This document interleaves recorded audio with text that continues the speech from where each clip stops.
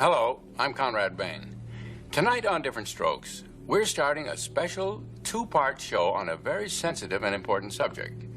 Now, we urge families, children, and parents alike to watch both of these informative episodes and then to discuss the problem presented, which is of deep concern to all of us.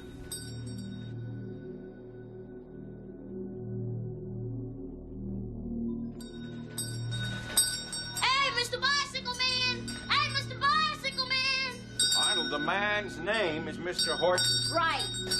Hey, Mr. Bicycle Man! That show was very unsettling for me. I couldn't watch it. I didn't want to be around it. I asked him, don't write me in. Please write me out of most of this. Give me a bite, please. Please. Don't just stand there. Help me grovel. Well, Daddy, I guess he could keep his bike downstairs in the garage. Yeah, Dad, and there's plenty of safe places to ride in the park. And as far as strange people go, I mean, they're everywhere. We've got one living in our apartment. It was unsettling because I had myself gone through that. And watching it happen on the show, it was like reliving that all over again. I was reliving that whole thing all over again. Maybe we better not let your dad know about the bike. In fact, maybe it would be best if you didn't even mention, you know, that you came back here and I gave you all this ice cream before dinner. Why don't we just make it our little secret? You know something, Mr. Horn? You're sneaky. Sneaky? Yeah, I'm getting a whole new respect for sneaky. This is what happened in my life. And they didn't know about it. You know something, Arnold? I really like you. I really like you. You and I are going to have a lot of good times together.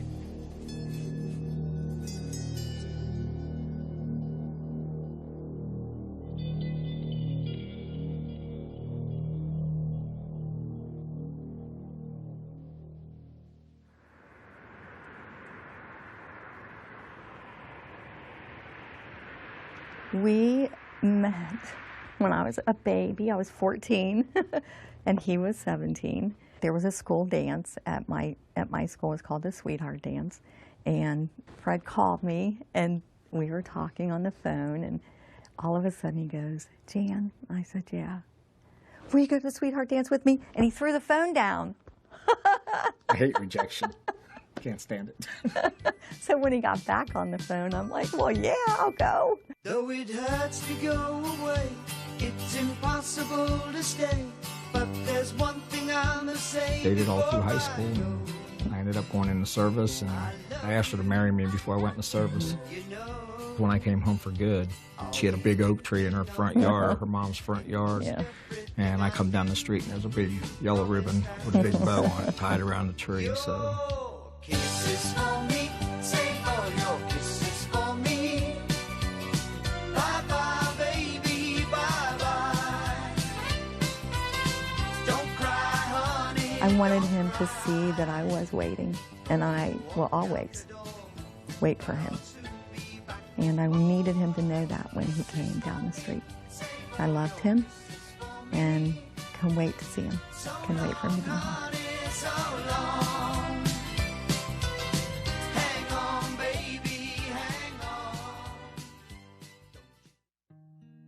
Freddie was born on Easter Sunday. Brought him home in a little bunny suit with ears. And then Mark came along 3 years later. We had a great time with our kids when they were growing up. They had sports. Freddie played soccer and baseball. Mark played soccer, baseball, and football. And we had a boat, and we went camping and fishing, and we'd stay up and watch movies, and then you could get tired and they'd fall asleep. Well, I'd end up putting hair paint in their hair and putting makeup on them and all kinds of stuff while they were sleeping. Yeah, they had fun. And we had a blast. Mark had a great time as a kid through school. Very well liked. Had a lot of friends. Wake up in the morning, have 5, 7, 8 guys down there, you know, that decided to drop by and spend the night. So, raid the refrigerator. He had one girlfriend all the way through high school. and that he loved very much. And he just was real popular and fun, and he loved high school. I don't know what prompted him to think about modeling, but when he was really young. He was in his early teens when Yeah. he first started talking about that. Yeah. He wanted me to take him to a modeling agency here in Cincinnati. You know, we just have to tell him we just can't afford that. So he was not happy. I mean, he was disappointed, but he was okay. But I think it was a dream of his from the time he was that old, 12, 13, 14 years old. So when he got an opportunity, I couldn't say no. Graduated high school and left for California.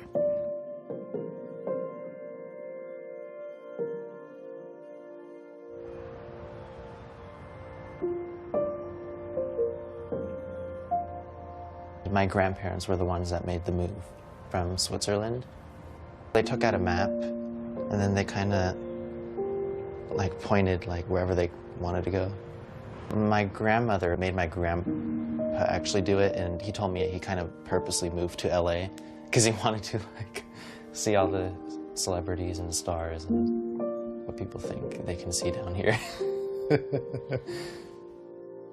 I think every little kid is, dreams about being famous and being in movies and, stuff like that. I mean, a lot of my heroes were actors. Johnny Depp was, the biggest at the time. I mean, and just everything that, he was able to do, the different personas that he was able to take on, that fascinated me. Everyone had always said this growing up as a kid, oh, Mike should be in modeling, or Mike should be in acting. It was great. So I got a good manager, and then I booked tons and tons and tons, especially print. I mean, it was like I couldn't stop booking it. Yeah, he was thrilled. He was excited. We're from a Midwestern town, and that was really something new and something different, and Michael seemed to be thrilled with doing it. I had a good life growing up. I started doing operas and stuff like that with my grandmother at the Houston Grand Opera. I remember going out at the very end of the opera and holding a sword up in the air, and like everybody, it was the very end, like going up and holding a sword, and everybody stood up and clapped and started throwing flowers and everything. It was just, and the sound of it was just amazing, the sound of the crowd. And that's probably the happiest acting memory that I have, the happiest experience that I have. I started developing an interest in acting and started taking acting classes in Houston and got an agent. I don't know where you want to go. I don't know your venture. Look, this is California. This is where you make it. This is it. You know what I mean? This is where it all starts. People try to die and they try to get you. You know what I mean? You here, so wish you luck, man. Thank you very much. Wish you luck. Just the love of movies and film, and I just kind of grew up with it ever since I was like 5 years old. I was in What's Eating Gilbert Grape. I was in a couple of other films, and I was in The Apostle with Robert Duvall and Farrah Fawcett. It tells me of a Savior's love who died to save. The audition process was we met up with Robert Duvall, and he sat at a piano. My little sister and I sang some songs with him. Oh, how I love Jesus. Oh, how I love Jesus. Oh, how I love Jesus. Because he first loved me. Let's give a big hand clap for Jesus. We know we could change the sadness into smile. I've always been singing since I was 3. I remember him taking afternoon naps, and he would wake up from his nap and he would sing. We thought he had a very good voice, but then we heard it from friends and even from people. We would go to a restaurant and Evan was singing, and people would just come up and say, oh my God, how cute he is, and he has such a good voice, and he has a talent. You should do something with that talent, I wanted to perform. I wanted to be part of that in crowd. I wanted to be friends with stars, so I could tell everybody else that I have friends who are celebrities. This lovely creature that she stands with her hair full of ribbons and green gloves on her head. You're just attracted to, I guess, being the center of attention. Yes, this lovely creature, yes I asked, would she walk with me a while through this night so vain? I was the kid most likely to be a star. I was Mr. Entertainment. Long blonde hair. Hi. Can I borrow your towel? Yeah, sure. Thank you. Probably play the bratty, person your mother warned you about. Yeah, I look very young, so when I was 12, I could read for 8, 10, 9, and that's what LA looks for, Like now, I could probably play, 25 or 30, I'm sure. You've made an awful lot of money for the movie companies, and I would hope that you've gotten a nice big chunk yourself. You're doing all right, huh? Yeah, I'm doing okay. What do you want to do when you grow up? It's tough. It's not as easy and glamorous as everybody thinks it is. My name is Mason Gibb, and I'm 6.5 years old. If you don't understand right away that you're going to get a million no's and maybe one yes, if you're lucky, maybe, you know what I mean, then you shouldn't be in this business. As a child especially, you're having a door slammed in your face every day, sometimes 6 times a day. You could go on a year's worth of auditions and not book a job. And that gets very frustrating because you're not seeing any benefit from what you're doing. If you're watching this DVD or video, you're probably a parent looking for information related to launching a career in the entertainment industry for your infant, child, or teen. There's a lot of managers now in the business. When I first came to town managing kids, I was the only one. No one else managed children. They never heard of it. They looked at me like I was crazy. Several of the established agents wouldn't even talk to me. I must be a terrible person if I was coming with all these kids. It took a while to establish that children need management just like everybody else. I'm one of the founding members of the then Screen Actors Guild Young Performers Committee, now SAG-AFTRA, and I have been the chair of the committee in the past. Now I'm just a foot soldier. Children are mostly willing to listen. They're ready to absorb things. They haven't yet developed any preconceived ideas about who they are and how they're going to get somewhere. We try and advise them what directions to go in, and when you're doing that, you're managing the parent as well. When parents enter the entertainment industry, they are typically entering the industry because their child has asked them to, because it's a dream of their child, or because someone has approached them and said that their child was somehow suited to the industry. They don't have any idea how the industry really works.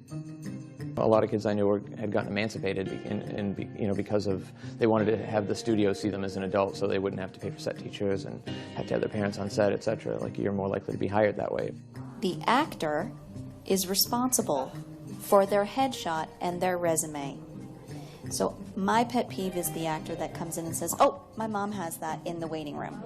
Your mom should never have your headshot and resume unless she's picking them up from the print shop. Once you are 8, you are responsible for your own career. The internet changed everything for us. We were quite surprised to find our own children's pictures were being sold on eBay.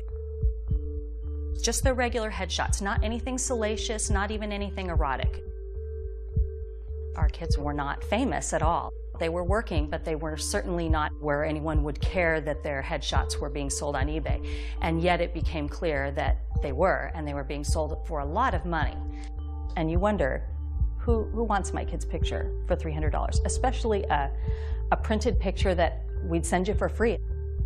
We started the process of investigating. We started to put together a matrix of the photographers and the sellers and who was doing what.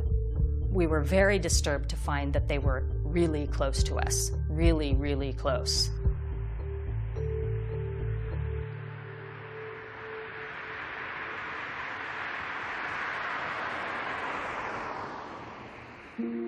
My cousin Darian, he was working all the time. Like, he went to 50 auditions, like, in a span of 2 months or something. Seemed like he was actually, moving up. Well, the way it happened is because of his cousin. You know, he was already signed with a manager. My parents and, my sister approached and just said that, hey, Darian's doing very well with Marty. You guys should check it out. Martin Weiss, better known as Marty, was a manager in Hollywood for probably a good 15 years. He managed child actors, boys and girls, but primarily boys. Marty had close relationships with his clients. He had sleepovers regularly, screening parties with his clients regularly. He would take them out Halloween trick-or-treating, all his clients together, and he would dress up like a dinosaur or a shark or Thing 1 or Thing 2 from The Grinch. He was very aggressive as a manager, though, and he was honestly very good at it. His clients got auditions. They got work. He said, all you have to do is sing a few songs and you'll make it big and you'll meet a producer, you'll get signed by a label, you can star on Disney Channel shows. What kid wouldn't want that, right? It happened pretty quick. I remember he was signed with Marty at age 11. I didn't really think, quite honestly, at the time that much would come of it. Okay, our next performer began his singing career less than 1 year ago and already caught the eye and ear of several major names in the industry. I remember I did the Young Artist Awards. Well, he was excited. He got dressed up and was a bit nervous. We did too. I think maybe we were more nervous than he was. For us, it was extremely exciting, and we were really proud of Evan. And it also felt, at least I thought it felt right for Evan too. When he was up there singing, he was like a natural. Marty called me one day. He was like, Evan, I have a surprise. You got a Burger King commercial. Open season toys are now at Burger King. You can collect all 8 open season toys. There's one per kids meal. And you can have a smart treat like milk. Have it your way with open season at Burger King now. It was exciting because I never did a commercial and I landed a commercial.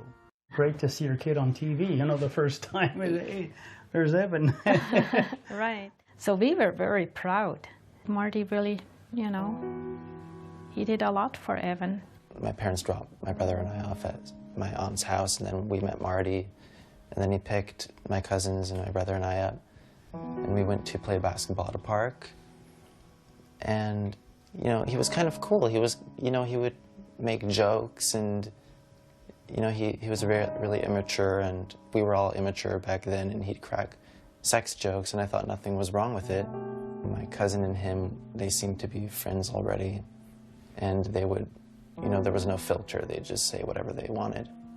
As we got to know him, he was, he's a nice guy, and over the years, he became more or less part of the family. Marty would be there every weekend, and for every holiday, for every Christmas, every birthday.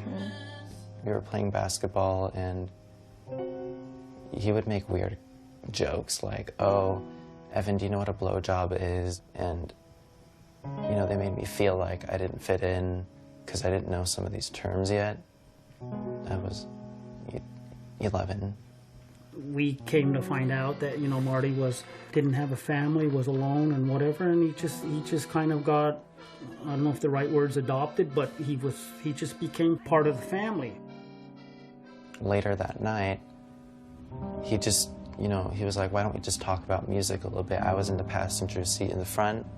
He just kept driving around, and we talked about kind of what I would sing, what artists I like, and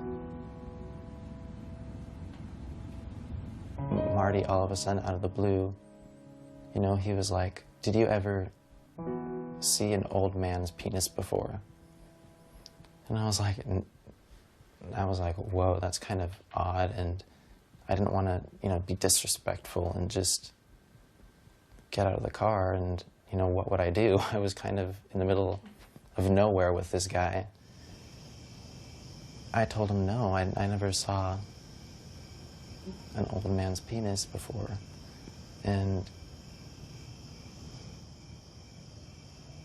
You know, we got out and we were walking, we got to a park, and there was a tree, and he pushed me to the tree and was like, I'll show you what a blowjob is. Where's this one from, Marty? Thanks, Marty. You're welcome, bud. That is cool. All right. Thanks, Marty. My pleasure. Nice. I kept saying no, no, and he was pulling my pants down, and I didn't know what to do after that. Like, do I tell somebody? Because he was really cool. Everybody liked him. And I considered it like nothing really happened. I can just brush it off. It'll go away, no problem.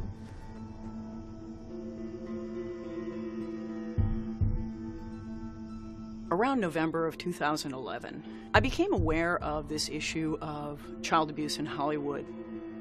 You have young children who are aspiring actors. Because of these aspirations, they end up being somewhat easy targets. Some cases have parents who set aside normal cautions and allow their children access to adults when parents might normally be alarmed. Any actor is vulnerable in that position. Actors put themselves in the hands of coaches, agents, managers, publicists, and by and large trust them. You know, being up sometimes really early to go to these auditions and stuff.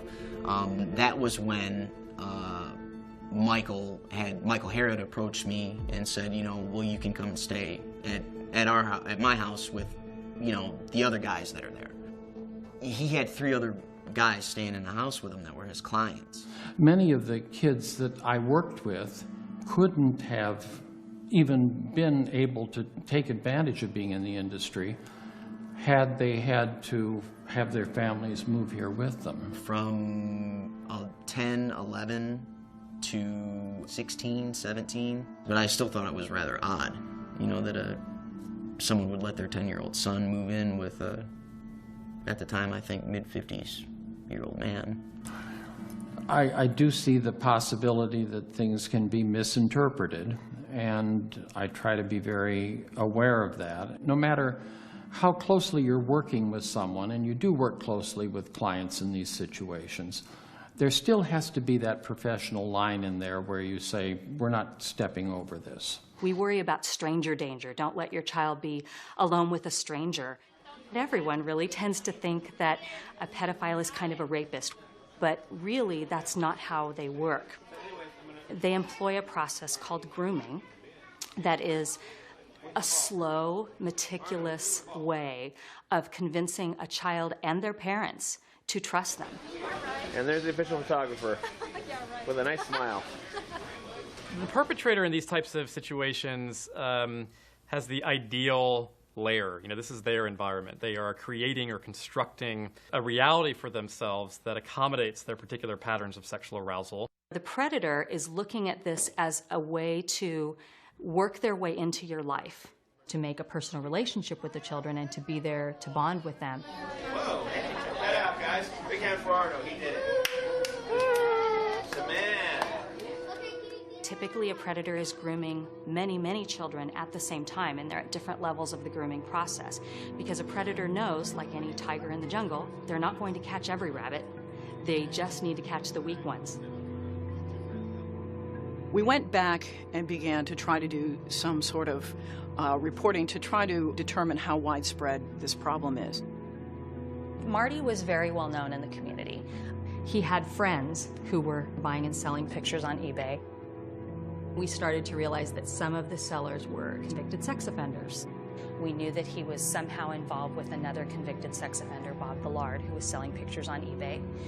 Bob Villard was a very prominent publicist in the 1980s in Hollywood. I knew Bob Villard casually as someone who was in the industry, and he did do publicity sometimes for clients that I had. He handled big names like Tobey Maguire and Leonardo DiCaprio. He was very well known as a publicist. Bob Villard was also a photographer. So I meet Bob Villard as a publicist who can, who's a good photographer, bring exposure and whatnot, I believe through Michael Harrod.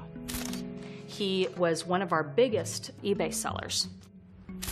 It became obvious to us that Bob Villard was selling candid photos that he had taken.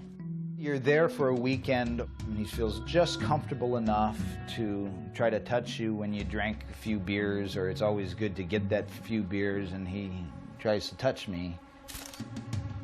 We always knew his photo style because he typically had the kids shirtless, typically took an angle that was from the top down, so that the children are looking up at the camera as they would be looking up at the predator in an abuse situation. Bob Villard was a manager, he was a publicist, he was connected. I can tell you that the #1 problem in Hollywood was and is and always will be pedophilia. There was a circle of older men, and they all had either their own power or connections to great power that surrounded themselves around this group of kids. And it's widespread? Oh yeah. I was surrounded by them. They were everywhere like vultures. For us, that really connected a lot of people. Connections between how the kids got hooked in. We started to see the patterns. One of Bob Villard's favorite subjects was Brock Pierce. He was a common snapshot boy being sold by Bob Villard's eBay seller. Brock in the pictures was young, appeared to be 13, 14. Brock Pierce, meanwhile, was connected to Mark Collins Rector and Chad Shackley. We saw that they owned a company together called Den, which again, on the surface, it seems kind of logical that a child actor would grow up and become, use their money that they had made as a child perhaps and open an internet company. When we started to realize what this really was, it became a much bigger deal.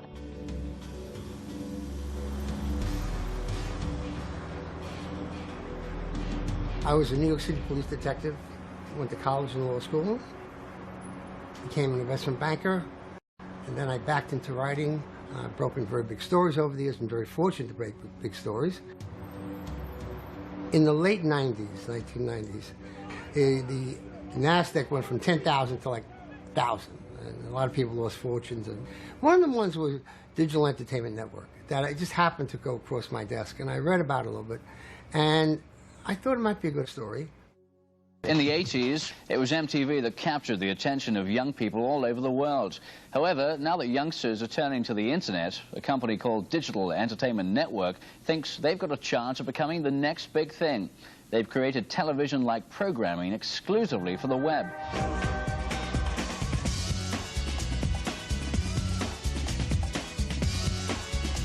What makes Den different than other internet companies that have come before it? It's a fusion of the marketing power of Madison Avenue with the technology of Silicon Valley and the entertainment of Hollywood. They were aiming their programming primarily for young people. So it was a whole new concept. The majority of young people today are not finding themselves reflected in television.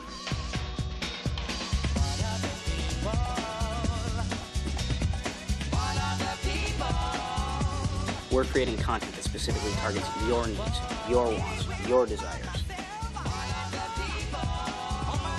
We're creating a new form of entertainment to serve the global youth audience. Can we get a little sponge for Mark? He's getting a little shiny. It's not out here. I'm sorry, a little shiny under the eye. Okay. Makeup. Mark Collins Rector, somehow on one of the early chat lines, which were little more than hookup places, he came across Chad Shackley. You really should be on camera. I am on camera. Who at the time was a 15-year-old kid, and Collins Rector was much older than that. Okay. Mark Collins Rector moves to be close to Chad Shackley, and then they start, for lack of a better word, dating. Eventually, Chad moves in with Mark Collins Rector.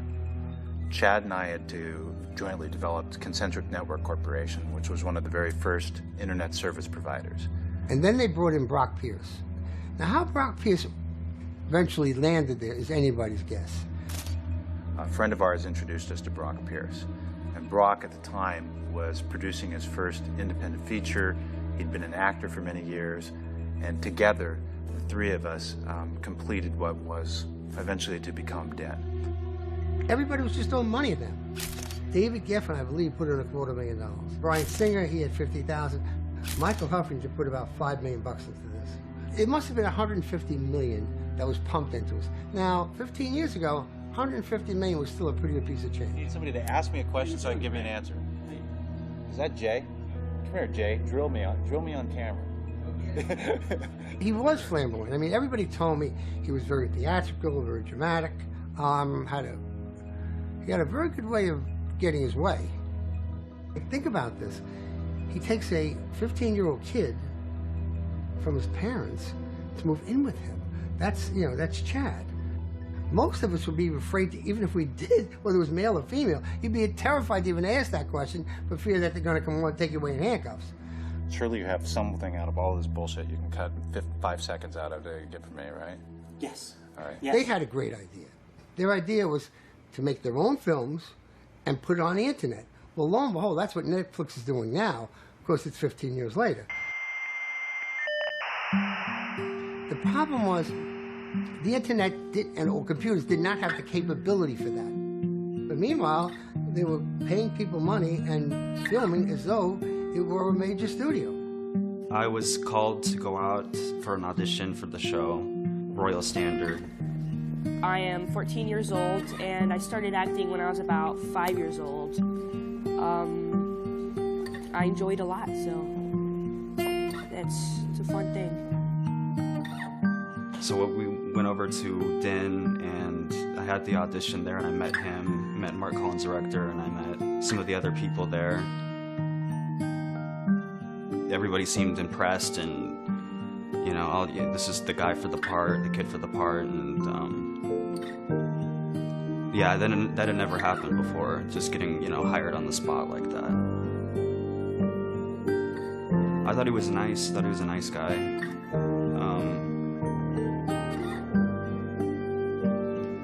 I thought he was nice. How I feel about working on the Royal Standard set, it's great. The crew's wonderful. It's a lot of fun working on green screen. I get to learn some martial arts more than I already know, so it's lots of fun. It's wonderful.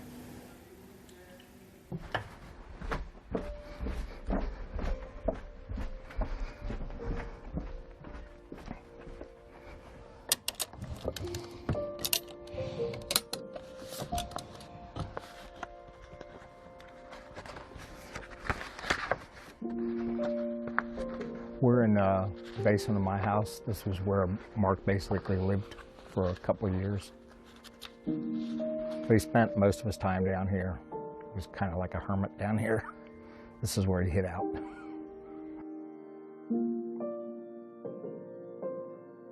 I was looking for some paperwork. Mike had told me to look for some paperwork that Mark had. Mark had a copy and Mike had a copy. Came down here and I found these documents. I found Mark's deposition. Mark states, I met Michael Egan in '99 when I moved to Los Angeles. He called us and told us that he was working for a company called Den. I know he was really happy about that. It was a big step for him. Mike was with him at the time.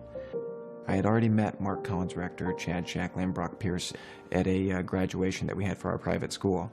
There were only a few people in my grade.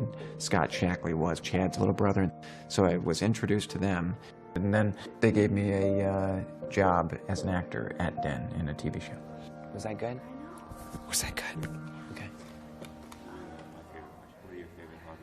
My favorite hobbies? Ooh. One of the first shows they produced was Chad's World. It was about a young boy who comes to live with this older man. It was a real example of art imitating life, their lives. Welcome to your new world, Chad. Jeez, you guys fixed it all up for me. In fact, they even filmed Chad's World at their house, the Embassy Mansion. You got your own TV, phone, VCR, stereo, your own jacuzzi. You got the works. Oh, yeah. I think I'll be able to hang here. It was fulfilling a dream. In or about September 1999, both Michael Egan and I were invited to a party. We are at what used to be called the M&C estate. Mark Collins Rector and Chad Shackley's house. Well, we arrived there and Michael introduced me to Collins Rector, Chad, and Brock. Mark Collins Rector just showed me the house, showed me the backyard, the guest houses, you know, went through all that. There was no expense spared at the M&C estate, there really wasn't. The pool was ridiculous. There was a swim-up bar, like, in the pool. Like, I can remember often being served lunch, like the butler or whatever, the chef would come out and, like, bring lunch to the swim-up bar at the pool. You know what I mean? It was literally like going to Disney World for the first time. It was like, this is amazing.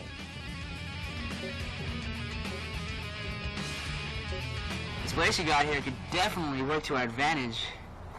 Bring some girls here. They're gonna love this place. Sounds good to me. Before I even went to the house, like, Scott was like, you know, my house is different. You know, like, this, you know, the dynamic at my house is not like a normal house. I guess I should tell you. They're gay. Hey, that's cool with me. I have no problem. So Mark was definitely like the leader, and then like Chad, it was like Mark, like the husband, Chad would be the female figure, the wife, and I don't know how in a normal context you would fit Brock into that picture. But. Where do you want my eyes? Right into the lens. Into the lens? Right.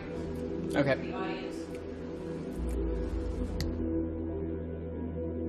If I was over late at night, you'd see like they'd have people over getting into a hot tub with Chad or Brock or Mark or all three of them at one time getting in where he was naked and all of them were naked getting in the hot tub, and you'd start to see these different little things happen. I'd be like, what the hell is going on?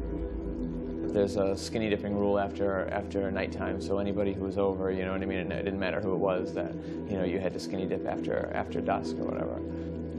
You know what's going on, so you don't want to look right at it. It's like the sun during an eclipse, you know what I mean? You want to you want to look, but you don't want to look, you know what I mean? But you know, I can't say that. I mean, obviously they weren't having sex in the hot tub, like right out in the open, but you know, it was obvious to me that something was going on just by the position, you know. But I can remember just like, again, like, now, well, I mean, that's going on over there. It's kind of weird, but I'm in this Olympic-sized heated swimming pool right now doing laps. You know what I mean? Like, who cares? You know what I mean? And it was definitely awkward. Definitely. What's the most exciting thing about Den to you? The most exciting thing about Den is the people that work here, the people creating the content, the people that are running the show. We're a cool bunch.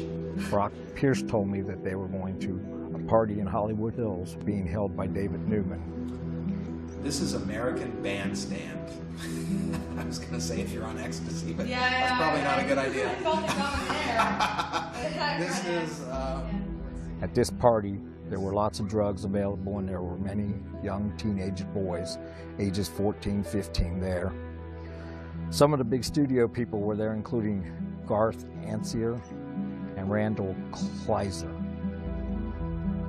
The party, with so many teenage boys and no women, not even the caterers, had made me feel uncomfortable. They would find the good-looking ones that they wanted in their shows and then prey upon them. I don't remember his name, but the one kid that was in Royal Standard, he was a younger kid, even younger than me at the time, and I remember once Mark had been at the auditions, they would go to the auditions and so forth to try to pick the ones that they wanted. And I remember the one younger kid, blonde-haired kid, I don't remember what his name was, but I remember Mark going right after him. Do I remember the first time? Yeah, I do. He had picked me up at the studios and took me back to his house, and on the drive on the way back, he was asking me if I liked guys or if I liked girls. I said I liked girls. And he goes, okay, well, you know how you pick up girls is you put a sock in your pants to make your crotch look bigger. So when we got back to the house, he had gotten a sock and he would adjust it around and say, this is how it goes, like this, you know. At one point he said, you know what, why don't you just take off your clothes? Take off your clothes and let me see what you look like. So I don't know why I did it, but I did, and he looked at me and goes, oh yeah. That night, he dressed me up in somebody else's clothes, and wanted to take me out to dinner. And I wore a sock in my pants that night. He would take me to in his house. He had a movie theater in his house. We went into the movie theater. I don't remember how it was that he got me. He started doing what he was doing with me. I don't remember. My memories are of me like just sitting in there and being scared at first. We would sit in there and watch something, and then he would talk to me while he was doing it and say, this is nothing to worry about, don't be scared, it's completely normal. I remember being scared, and I remember him saying, come on, think about a girl that you really like. Think about a girl that you really like.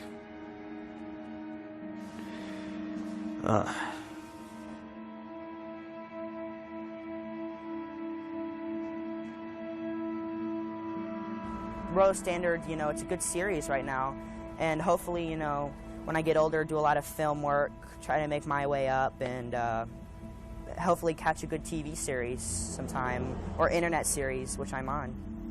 So. We know that in child abuse, the power dynamic is tilted. You have an adult who's preying on the child, who is manipulating the child. They tell me in interviews that they're fearful of professional reprisals, and they're fearful of never working again. He just showed me porn, and he told me, oh, these are clients having sex with their managers. These 60-year-old men having sex with 14-year-old clients. He just told me this is normal, like this goes on all the time. This is what you have to do.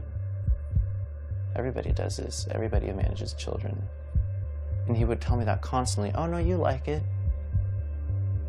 And at some points, I believed him.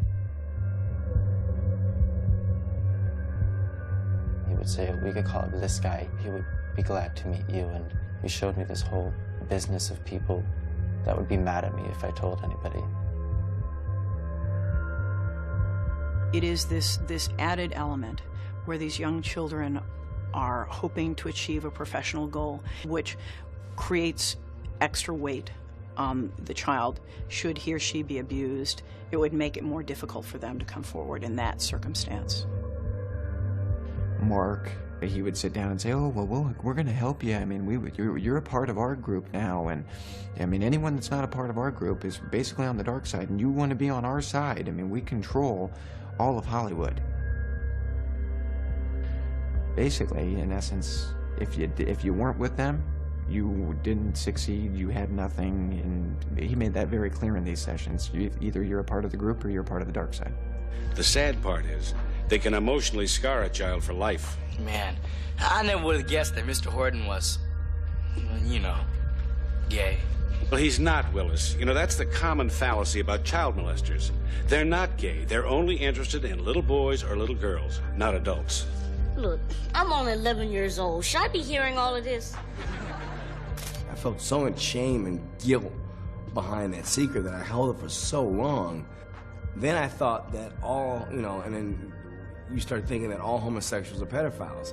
Oh, guy's gay, oh, he's a pedophile. I have to watch out for him. He may try to get me or something. People should get this clear. These people are predators. They go after young boys, and they do it for their own reasons.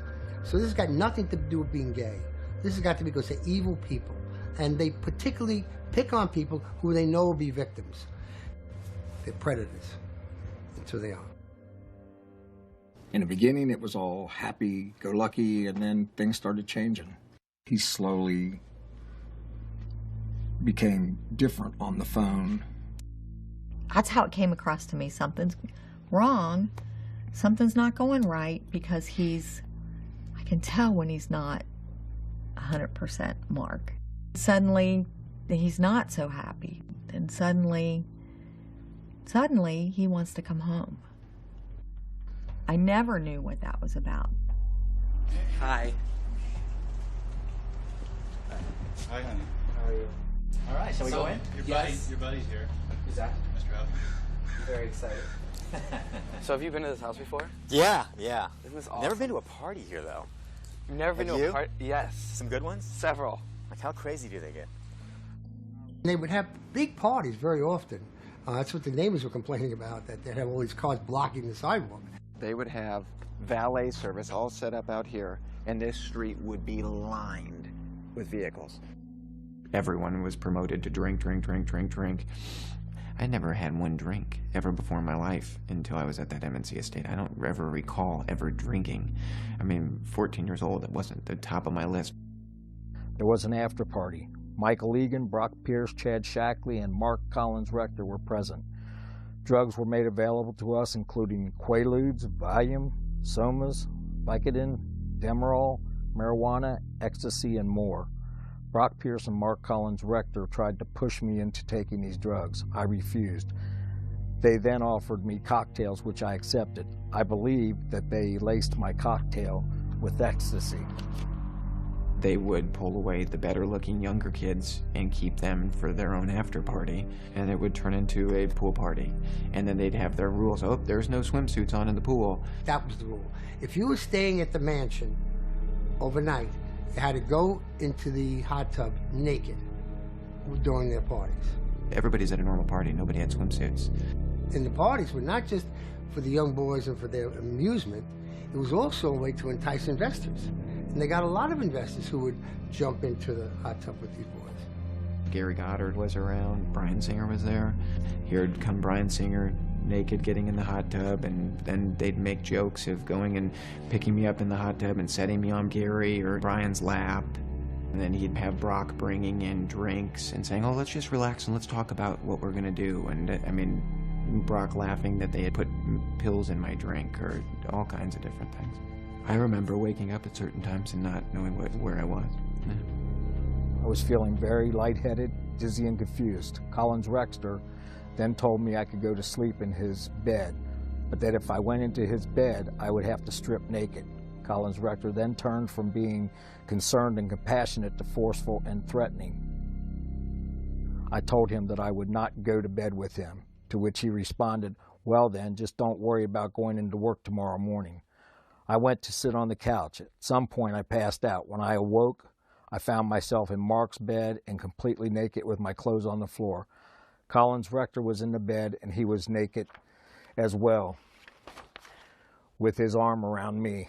I am not sure of all the things that were done to me. However, I know that Collins Rector drugged me and abused me.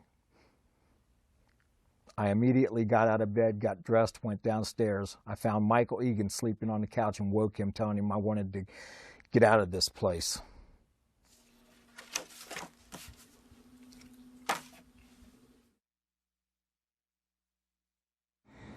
I think the best way to describe this is a pedophile ring. That's what it was.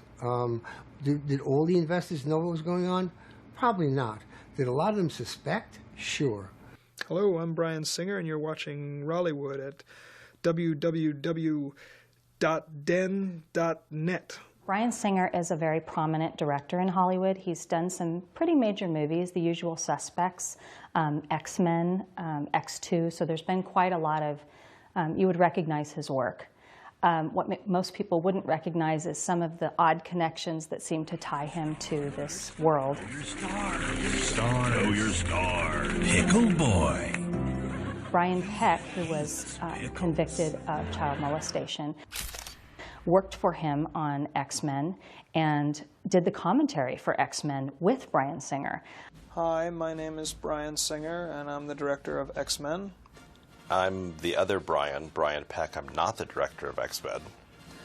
I've asked Brian if he would help me out here because I'm a little uncomfortable doing these things by myself.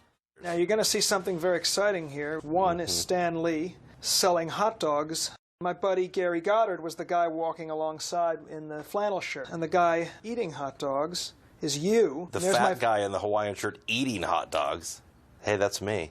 Thank you for, I'm on screen so long, thank you. You are. It's in fact, you are so imposing in the screen, people don't even see Stan Lee. I think the thing that appealed to me most about it was the idea that it was about It was about anyone who feels disenfranchised, anyone who feels prejudice against them. I mean, it's really about a group of reluctant superheroes. Sort of their powers manifest at puberty, and they wake up one day and they're different from most of the people around them. And it's how they learn to embrace their extraordinary abilities and what's unique about them, and help defend a world that might at times condemn them. A number of people I spoke to who put money in completely denied that anything untoward was going on there. And it was as though they were from the industrial home for the blind. I mean, if you see young men naked in a hot tub when you're having dinner, or you're having dinner with naked young boys, or young boys who are, inappropriately dressed for dinner, unless you're deaf, dumb, and blind, you say, hey, this doesn't taste right. Something's wrong here. These are not Pollyannas. These are very smart guys. Hollywood doesn't have any system in place to protect anybody, and children are way down on that list, I can assure you. In a Screen Actors Guild meeting, we were all serving on the Young Performers Committee at the time, which is a national committee at the Screen Actors Guild. And another parent brought a news article from the LA Times that described Bob Villard's arrest and the fact that the LA Police Department was looking for additional victims for Villard. And said, I request that SAG look into the idea of distributing this article or putting out an alert or something to their members, that it seems like something that's a safety-related thing that maybe we should let everyone know. And Michael Hara had a very odd reaction that day. He vehemently opposed SAG getting involved. Hara did not feel that SAG should be stepping forward, even in the wake of the LA Police Department asking for more victims. So the SAG did not step forward and send that news out that day. Well, I don't know that we've hidden them. I would think you would want to not hide it, but you would want to protect the child whose identity is going to come out the more you play it out.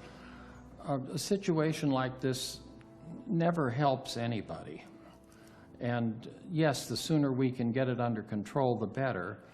But the less the child has to live with the stigma of it having happened, I think it's better for them, not only career-wise, but personally. It's why people don't report, because they know that even if they are believed, they're afraid that something will happen to their kid's career. There are people who don't want this out. The studios work to make sure this isn't very public. Brian Peck moved to Nickelodeon and coached on almost all their shows, really. It was one of those shows where he befriended a pretty major child actor. That child was abused by Brian Peck. He came forward and filed criminal charges against Brian Peck. And Brian Peck almost immediately pled guilty. Clearly he didn't want an investigation to continue, or clearly the studio didn't want an investigation to continue. The victim has chosen to remain anonymous all along in order to continue to work. It's unheard of that a child would be able to step forward at the time of their abuse when they're still a minor and continue to work afterward. I can't think of a single example where that's happened. So a kid that wants to speak out and say what happened to them beyond their family would truly have to give up their career. It's very sad that that's the case, but it's a reality. That's the worst part of it all, is that he's still working on kids' shows and he's still here. And he's been convicted. It's not somebody that we have rumors about or that we've had complaints about. There's actual convictions, and he's still here. I feel confident in saying all of the convicted predators that I have been familiar with had many more victims than the one that was convicting. We're absolutely talking about the tip of an iceberg. I'm not sure that we'll ever see the whole iceberg because I think there's so many factors pushing that iceberg down into the water.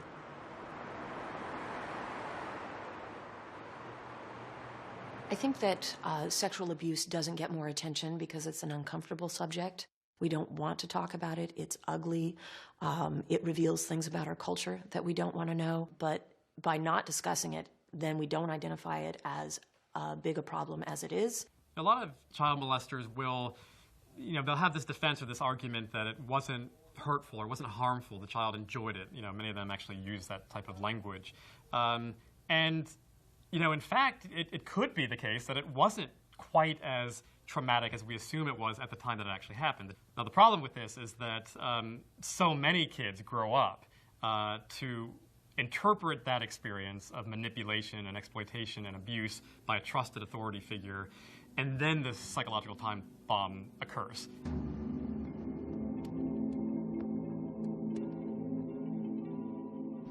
I ended up in a hospital for a little while. I start freaking out and thinking that people are, out to get me. And I was very, just suicidal. Like, I'd always fantasized about suicide quite a bit. I had a pellet gun that I would fantasize about using to kill myself. I remember sitting in my room and crying my eyes out and sitting in a corner with the pellet gun, just saying, why did this happen to me?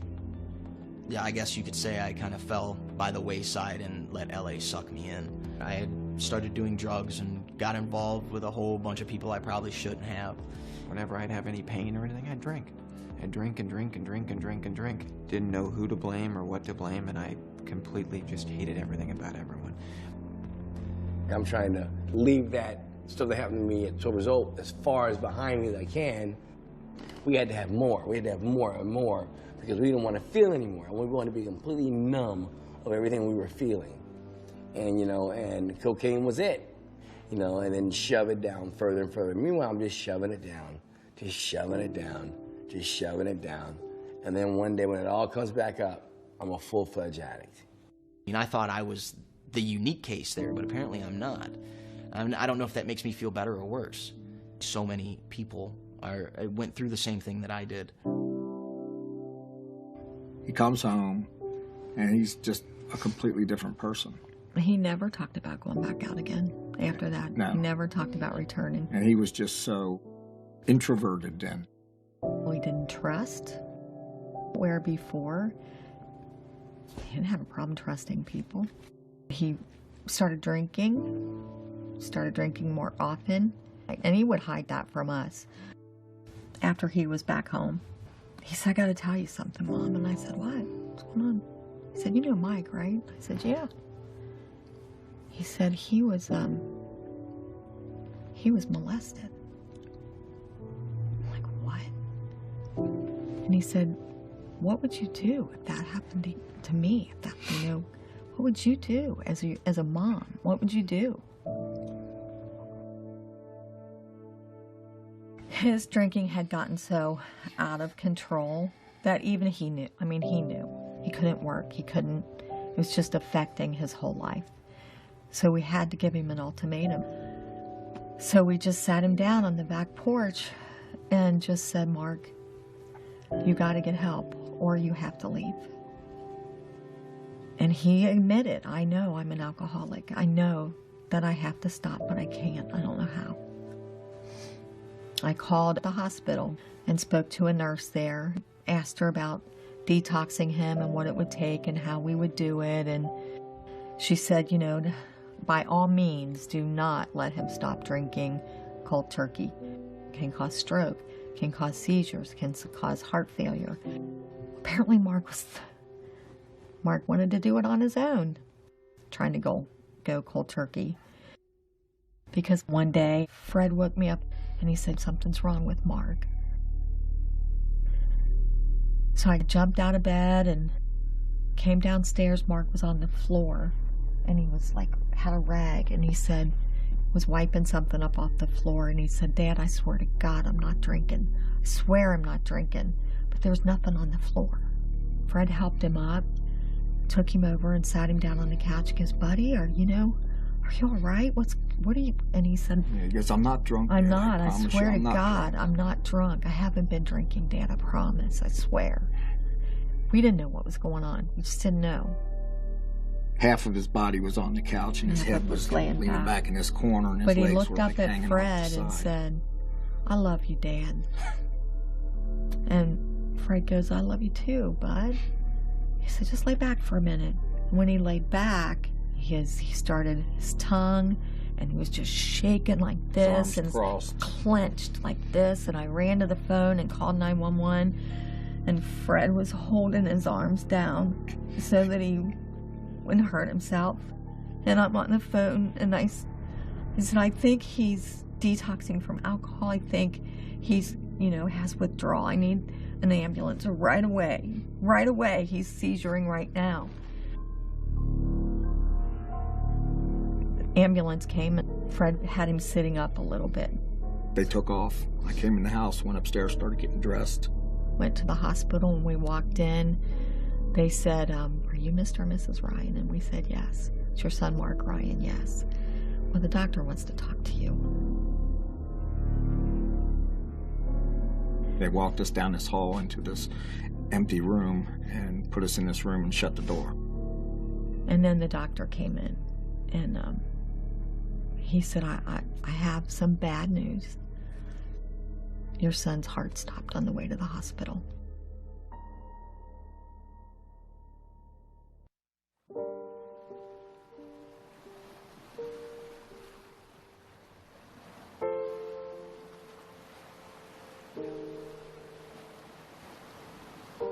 We went back a decade to try to find contemporaneous reports, and we found 12 separate prosecutions of people who had used this allure of Hollywood to prey on children, and they were across basically all facets of the industry. So you have this phenomenon of crimes potentially being underreported. Moreover, some of the victims that I spoke with felt stigmatized. They felt they were to blame for the crimes that had occurred and feel they can't speak out publicly.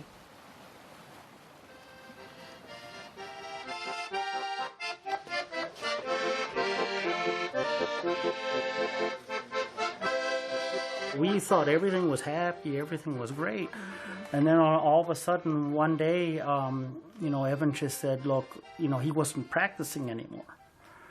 And I said, what? You got to be kidding, after everything like a shock, that you've gone through. And I was like, I don't like music anymore. I don't want to do anything with the industry, nothing. I figured he's going through his teenager and puberty. And so I figured, maybe that's what it is. I was like, I'm not going to live a life like this. I'm not going to be held down by this guy for the rest of my life. And I needed a way for people to believe me. I needed a way for my family to believe me.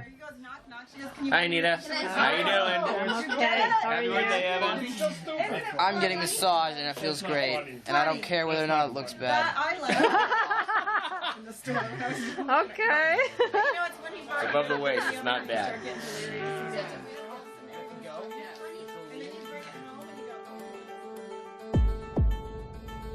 Yeah, I had to find an excuse to get him alone where I could talk to him. So I figured, why don't we go to McDonald's so we could talk in the car. Take a kids meal, chicken McNuggets, please, with barbecue sauce. Make a drink, Diet Coke, easy ice. You getting a shake? Yeah. Medium. Medium chocolate shake. And then no whipped cream. No whipped cream, no cherry. Because I was hoping that we'd be talking for a long time in the car once he parked somewhere. When was the first time that we met? It was, First time we met was that one time that we went to the park. You guys were going to the park to play some basketball. And then it would be kind of quieter in the car and I can get everything on tape. because I remember you asked me if I ever did anything with the guy before. Yeah, a long time ago. I was afraid if my recorder would beep or if something would go wrong and if he found out that. And then that's when you asked if I wanted to try it. And that's when you, oh wait, that's when you gave me my first blowjob, right?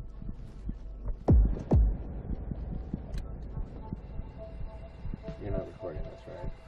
No, I'm not. Thank you. Move it this way. I never would have done anything with you if you hadn't expressed anything.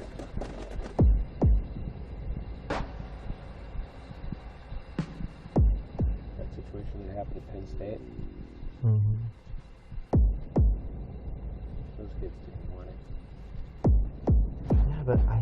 at 12. I was not interested. I was just so... I remember that night you did pull out your penis in the car, and I was scared. Like, I didn't know what to do. Because you asked me if I wanted to touch it. I was in the car, in the van. I'm trying to remember that. That kind of sounds familiar. I just remember being in the car and you were asking me questions. Well, see, that's just it. The questions were to determine whether or not it was something that you actually wanted to do or didn't want to do. I mean, if I didn't do it, I wouldn't go further in the music career. Or, like, I thought everyone did it. You would tell me, like, everyone did it and that it's normal and natural. That's the normal thing to do if you're in the industry. Well, let's put it this way. It was, I'm sure I said that. I mean, it is a natural function. The only difference between us and the rest of the animals in the animal kingdom is that we socialize it. Take a look at animals the way they do it. They don't care about anything. They don't care about age. They don't care about sex or sexuality or anything else. They just, they feel like it, they go for it. And as human beings, we put rules, regulations, and restrictions on it. If we were any other animal, it wouldn't matter.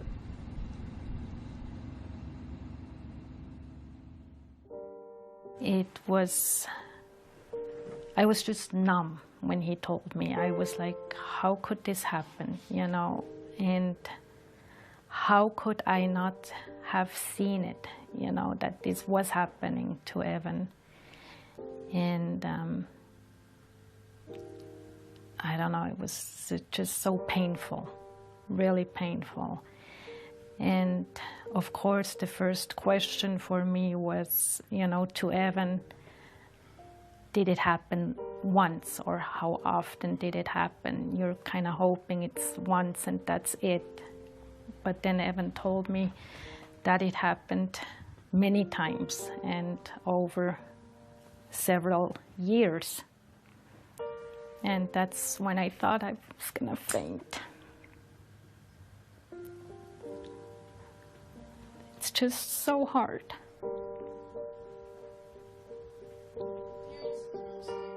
He just seemed like a great guy.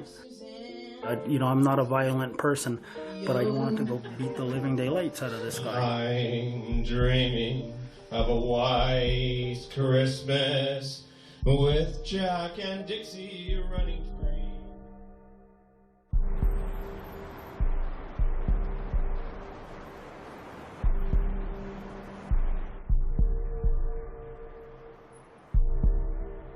The first thing that happened to bring the demise of Den was a lawsuit filed in New Jersey against Mark Collins Rector, Chad Shackley, and Brock Pierce.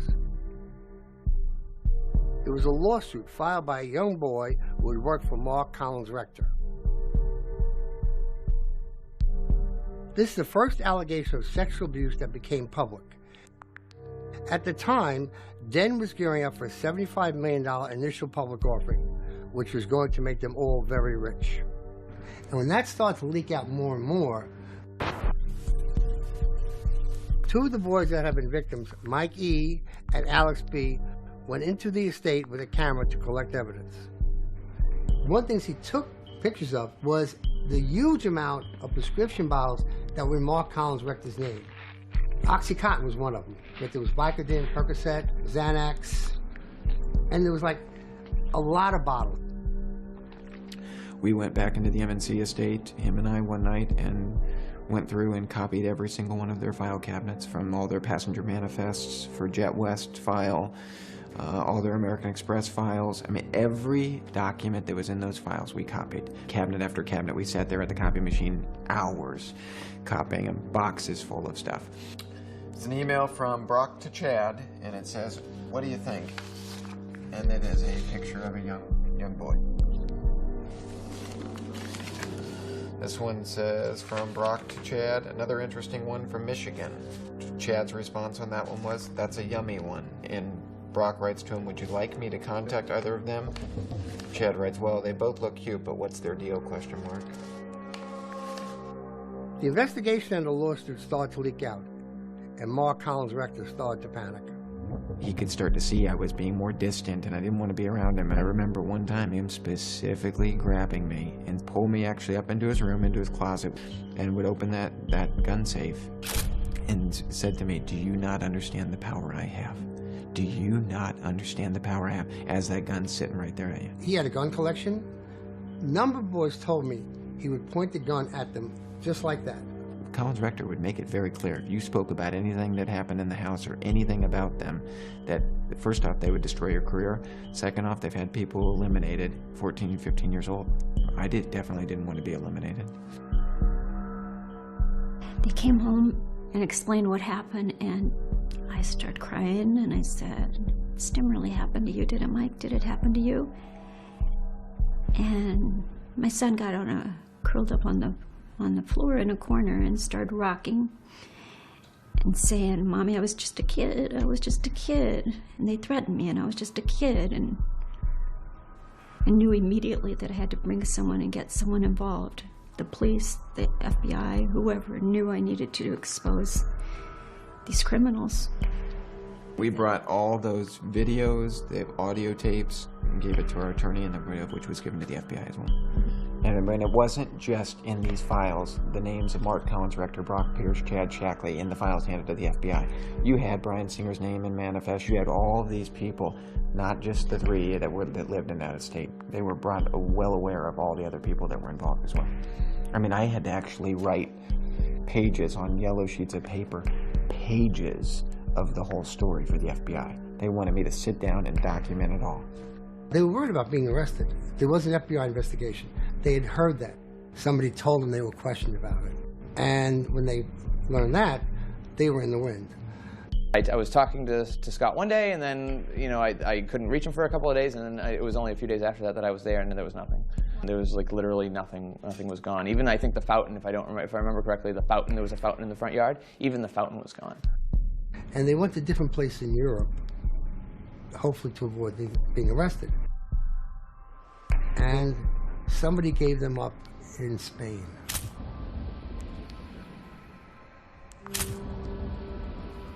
Chad and Brock were released quickly, but Mark was in prison for a year and a half waiting to be extradited to the U.S.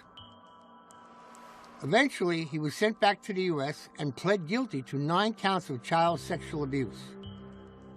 Mark got out of jail relatively quickly, but was required to register as a sex offender, and shortly after his release from prison, requested that he be allowed to travel to England for medical reasons.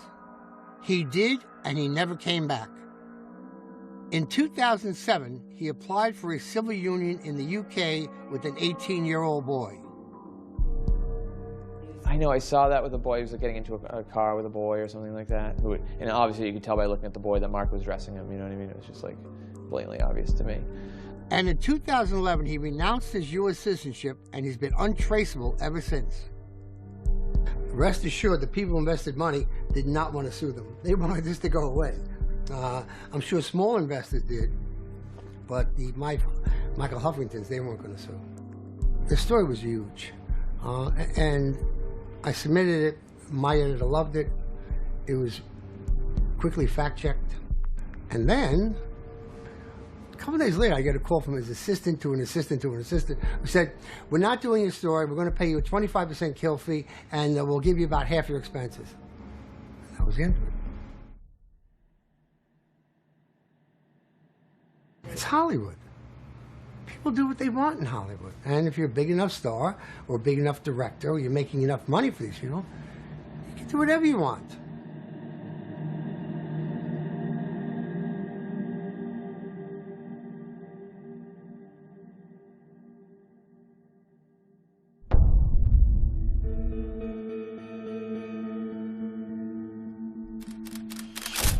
Martin Weiss was charged with multiple counts of lewd acts upon a child. He was charged with 1 count of a forcible act upon a child under 14, 2 counts of continuous child sexual abuse, 3 counts of sodomy with a person under 16. You see Marty walk into the courthouse, and he was in chains, he was in shackles, and he was a lot grayer. now I have to go up on a stand and, you know, tell people, along with Marty staring at me, what went down. He insisted that he wanted to go up there. It was a very, I mean, I was very proud of him, what he did. I don't need this pain in my heart by being mad at someone my entire life, but it's more a matter of, you know, telling the truth for me and saying, okay, you know, what you did was horrible. I don't know. I just felt like I need to move beyond it, and I don't need to feel that pain. And if he can accept it, that what he did was horrible and could move beyond it, you know, I could forgive. The maximum sentence for the charges that were filed was approximately 14 to 16 years. Generally speaking, it's unusual to get the maximum sentence. He pled to 2 counts of lewd act with a child. He pled to 2 counts of sexual abuse. So it was clear it wasn't a one-time thing.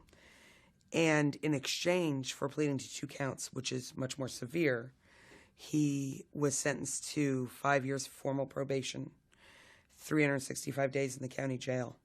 He had to go to sexual abuse counseling.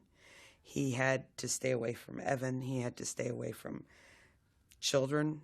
And he has to register as a sex offender for the rest of his life. He was arrested in December or late November, and then he got out June, 6 months.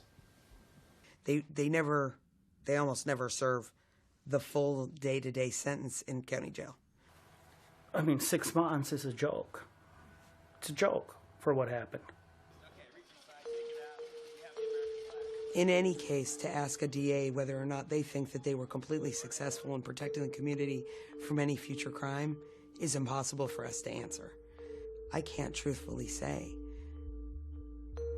or honestly say, that I stopped any future crime. I wish I could. I wish I could in every case. But I can only do what the law allows for us to do. Unfortunately, to get bad people off the street, yeah, we need it better. It could have been a lot better. He could have served much longer. In that way, the system did let me down. And they're letting other people down. He told me that there are other people that he was doing it with. But like I said, I think it's more important to be able to speak about it and just be free of that secret than it is to really get justice in the court system. There's a moment in the book where you, to a degree, introduce Corey to one of his abusers. Do you take responsibility for that emotionally? Yeah, and you know what? He asked me to take responsibility for that on the show, and I did. This is going to be a painful process. The dust is coming out, the cobwebs are being cleared, and people are going to know that we all play a part in this story. And it's what part are you going to take responsibility for? I just think in many cases it's a situation where somebody isn't thinking. The parent has become trusting where they shouldn't become trusting. Regardless of how good the situation looks, your job is to protect your child. But I still think it behooves the agent, the manager, the publicist, whoever it is, to know where that line is and not cross it.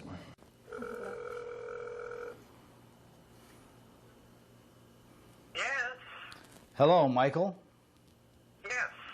Hi, this is Joey Coleman. Well, hello, Joey Coleman. Yeah, how are you? About you. What, you were what? I was just thinking about you. Oh, you were?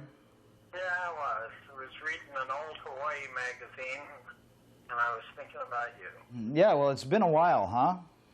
Yeah, it has. I haven't talked to you in a while. Yeah. Kind of lost track of you. Yeah.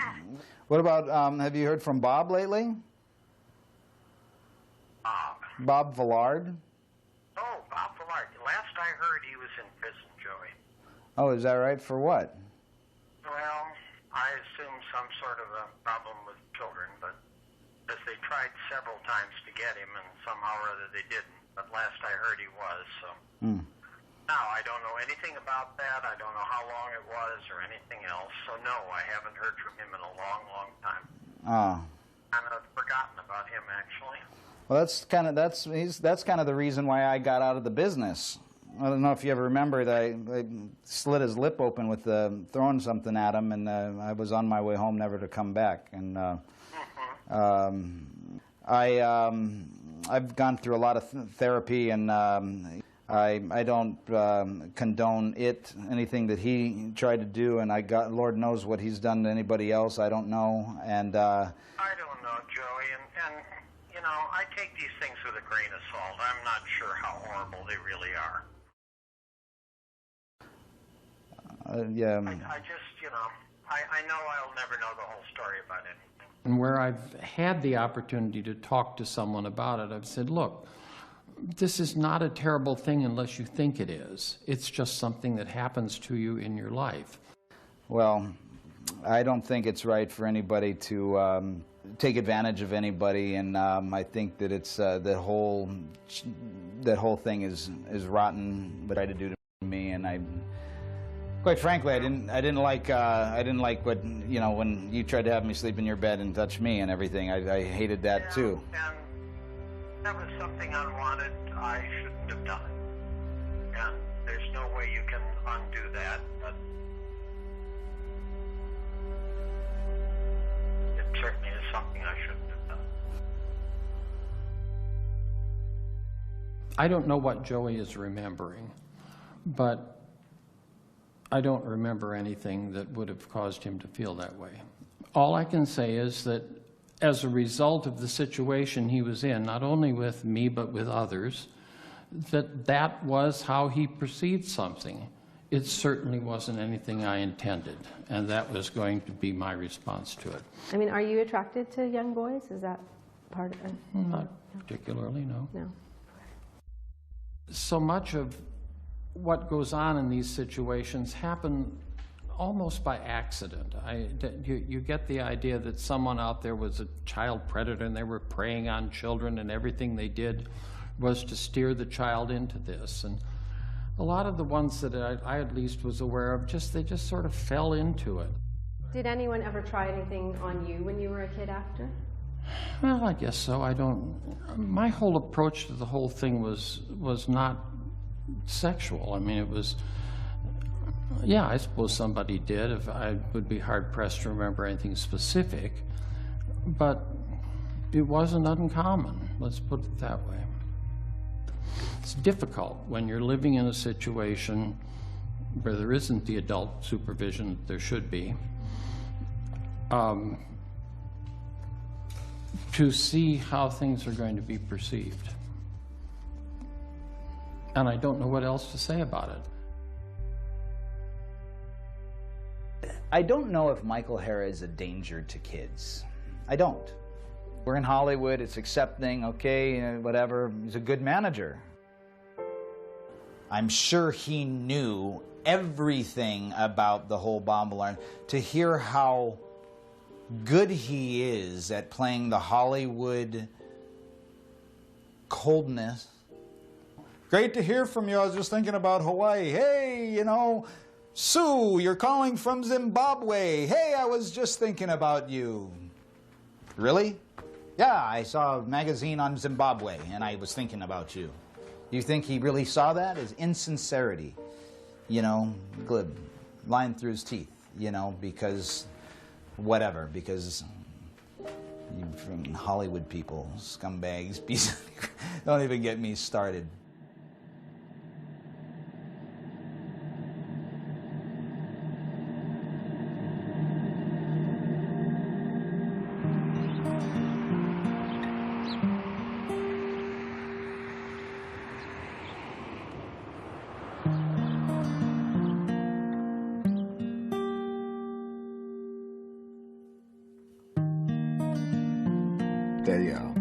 They finally let us go back and see him in the emergency room, and the doctor said that he's non-responsive to anything. They worked on him for about 8 to 10 minutes, trying to start his heart and keep it going. Without oxygen for that length of time is probably worst case scenario. And the doctor said if he doesn't respond within 72 hours, he's probably not going to. Well, me and my wife are, we just take it one day at a time. We've had so much happen since we were kids, and then getting married and having kids, that we just take life one day at a time. I would sit on one side of the bed, Jan would sit on the other side, and we'd both hold his hand. And it was like just holding a piece of meat. The second day, one doctor pretty much had given up on him. Yeah, you need to make a decision. And he kept pushing the 72-hour thing. And I was like, your 72 hours don't mean a damn thing to me.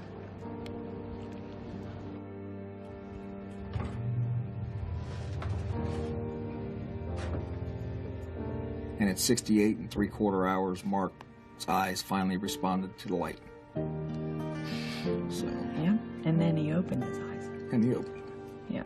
But then there was no way in hell that anybody was taking him off the machines. Hey, buddy, how's it going? How you doing? Yeah, give me some of that. With your other arm, huh? Fred is my hero because he never gives up. What do you want? And he's instilled that in Mark. And Mark will never give up. He's the most courageous What do you want to say? person I've ever known in my life. It's good to see you. It's good to see you. It's good to see you too. Are you hungry? I love you. I love you too. You want to give me another hug? He's a miracle already, just even being alive. I mean, they said at the very beginning to his family, he's not going to make it, he's not going to make it. Everybody wrote him off. He was never going to move, never going to be able to eat. I mean, all of it. And look at him now. I want to comb my hair. You want to? Hey, Bangles colors. I made that. Is that cool? For Bangles. November 26th will be 3 years since this incident happened to Mark. And every single day, they've never missed a day on seeing their son. They're working to afford reflexology, aquatic therapy, all the different things that can help Mark and try to get him back. They believe their son will come back to somewhat of a normal stage in life. But you coached him, right? Yeah, it's Ryan Foster. You coached him? He's graduating this year from Charleston. Look, it says, thanks, Coach Mark. Hey, are you coaching next year? I'd like to see Mark back on this field, coaching the kids, doing what he does best. He's a great coach. You know, I know that Mark is his own man, and he's made some bad choices, he's made some good choices, but I know that as a human being, that Mark is a good person. When Mark gets out, and he's back on his football field, and he's standing there with me coaching,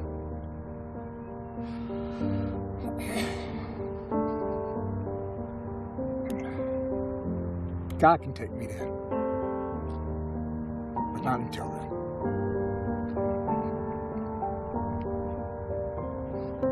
So that's what I want.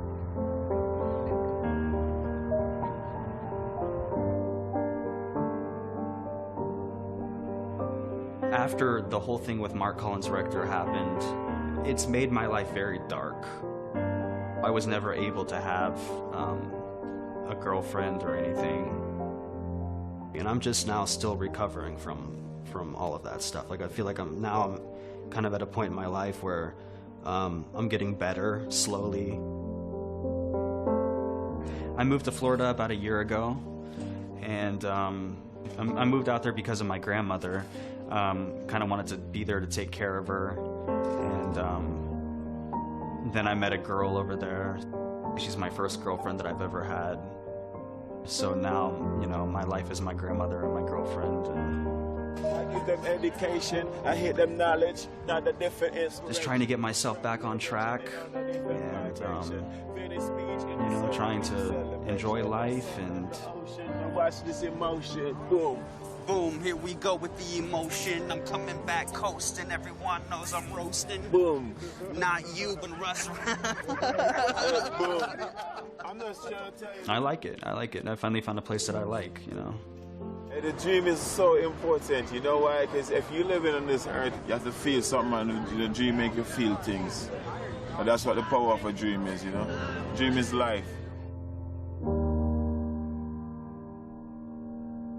It's a hard process to go through the whole court thing, the whole police stuff, but in the long run, it's so worth it. Because in the long run, it isn't really about how long this person will serve time in prison or getting justice and revenge and all that. It's more kind of being able to express yourself and say, look, this happened to me, and I'm going to move on from it, and I'm not going to hide this in my head the rest of my life. And I'm going to maybe possibly one day make a difference to somebody else by speaking out about it. I'm saying that there are people that were the people that did this to both me and Corey that are still working, they're still out there, and they're some of the richest, most powerful people in this business. And they are. And they do not want me saying what I'm saying right now. What would you say to a parent who just has the best of intentions who's coming here with their child? Don't go into it thinking that it's all roses and sunglasses. You're damaging an entire industry. I'm sorry, I'm not trying to. Ultimately, I think that viewers are the only group with power in this situation, because I think that there will always be a steady stream of kids who want to be famous, of parents who push their children in this industry. It's interesting how we will go and pay money and we will support a system which sexualizes children or puts them in situations in films where they're around adults who are engaging in inappropriate things. We would never do that for our own children. Finally, after many years of struggling with this issue, Mike has felt strong enough to come forward and to tell his story and shine a light on this very, very dark, which, you know, I would say it's a secret, but from what I hear, it's the worst kept secret around. Because so many people have told me, yeah, this has been going on for years in Hollywood. This is nothing new. What do you hope to accomplish with this lawsuit? I hope to help a lot of other people. No one at a young age ever deserves to go through the nightmare that I lived as a kid, because it's such a stigma to where you don't want to talk about it, or you're embarrassed, or are you going to be believed? At the end of the day, it's got to change. There's so many people out there that have been affected by this, and very few speak up. If we don't speak out about it, then we are part of the problem, because we are contributing to a culture that normalizes this. And by normalizing something, it becomes invisible as a problem. So yes, we hold up these high-profile cases to say, these are bad guys and we are good guys. And I actually think that we are all a little bad when we don't speak out. There is so much damage that's already been done. And now I think at the end of the day, I mean, I look at some of it and I've really tried to kind of move on beyond all of it.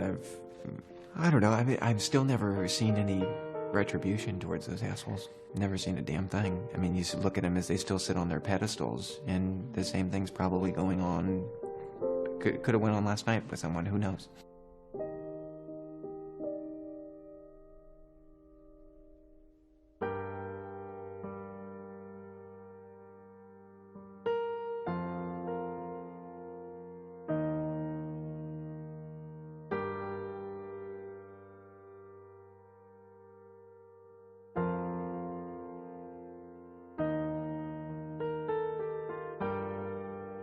Taking over the light now. All there is to be said has been said.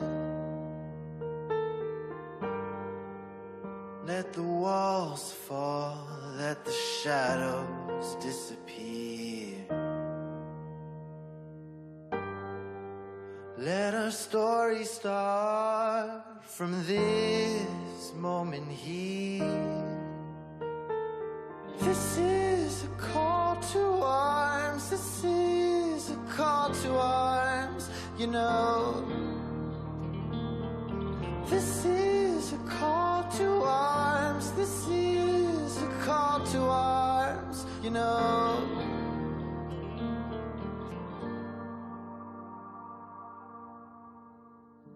My heart beats dry. Stolen words are now mounted words on walls. I let the quiet light in shadow fear. Now the light's taking over.